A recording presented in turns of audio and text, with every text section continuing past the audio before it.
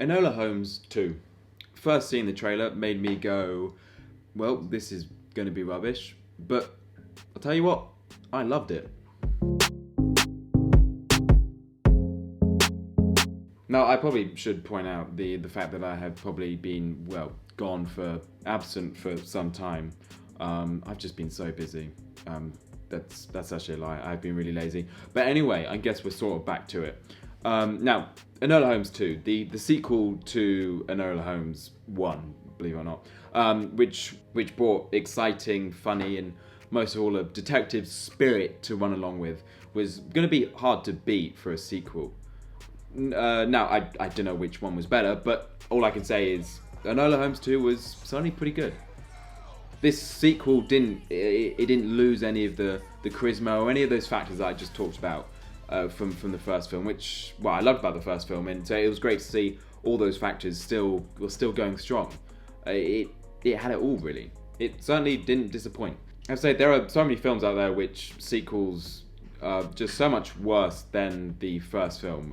Literally the only one I can think of that's not like that is probably The Dark Knight. I'm sure there's many more. I'm sure there are. I could probably think of some, but mainly it's the fact that sequels are kind of a lot worse. But this one certainly didn't feel like it, to be honest. Now, the cast roughly remained the same, of course. The amazing Millie Bobby Brown in the lead role again. It was amazing, excellent to see. And yeah, she was excellent, just like the first one, to be honest. Louis Partridge returned again as Lord Tewkesbury, and the classic Henry Cavill as Sherlock, who I have to say provides a different Sherlock Holmes to one that we used to say, the one like Cumberbatch. But I certainly do like it. I'm pleased that he certainly has a role in as Sherlock. He can now say he's Sherlock, because I think he is. I kind of like him as Sherlock. I do. Now, Enola Holmes, where does it start? Well, it starts with Enola Holmes starting her own detective agency.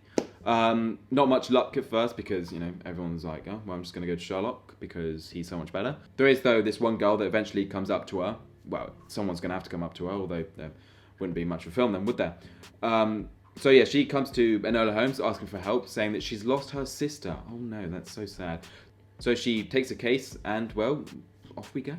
Now, throughout the film, she of course gets herself into trouble, into mischief, which is something that was great about the first one. I certainly loved it. It's kind of half her character, really, just getting into mischief and then having to be saved by the likes of Sherlock. Now, talking about Sherlock and Enola Holmes, I have to say I really liked the development of their relationship. We saw a bit of it in the first one, but it was certainly more development in the second one. She had to rely on Sherlock's help a bit more, and she had to rely on a bit more on his help, and he had a bit more of a role to play, which was great. And so they kind of had a bit more of a bond, should we say, that was developed. That was good to see.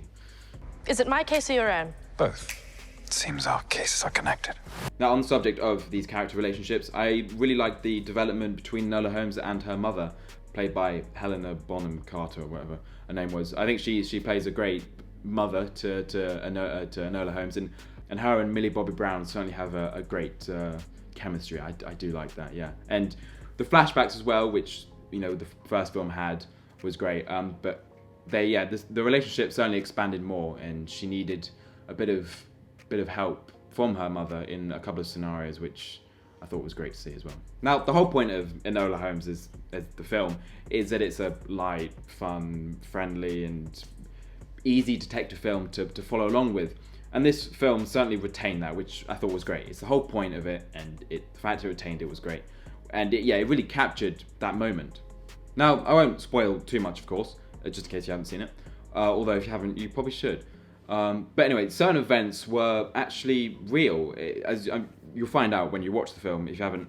But yeah, certain events within the film is actually very true to life. They actually happened in real life many years ago, like 30s or 1930s, whenever it was. I have no idea.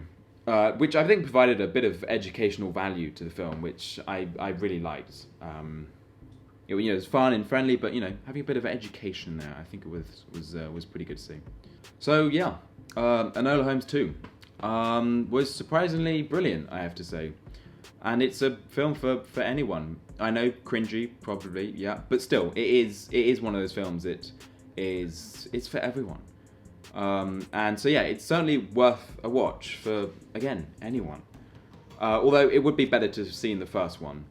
Although, again, you don't really need to see the first one. It's probably just, a good to see it. Hey, it's a great film as well, so you may as well. But yeah, Enola Holmes 2, I really liked. And I would recommend it. So go watch it.